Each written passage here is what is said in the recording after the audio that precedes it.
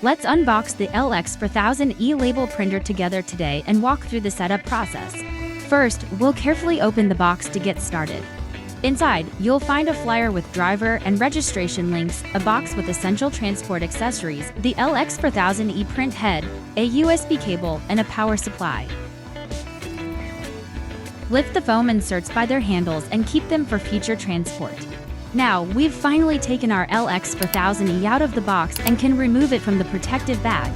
Unwrap the printer and remove the security tape as shown. Store the plastic bag in the carton box for future use. Let's open the printer and see what's inside. First, remove the starter ink tanks, then pull out the label roll placed under the roller arm. Finally, remove the cardboard protection.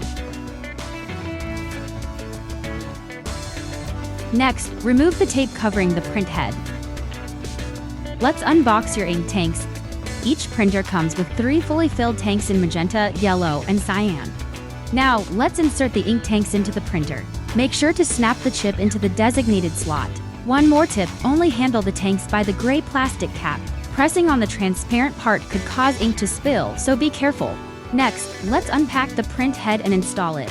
Note, the supplies such as printhead and ink tanks are the same for LX3000e and LX4000e. You can use LX3000e supplies in the LX4000e without any concerns. Remove the tape.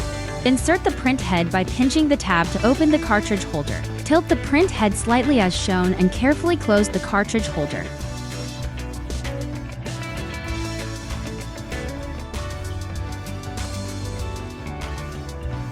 Now, unpack the label starter roll. Lower the roll guide and pull it outward to make room for the label stock.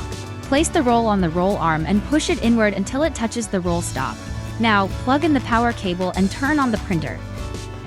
To insert the label stock, adjust the movable front guide so it almost touches the stock.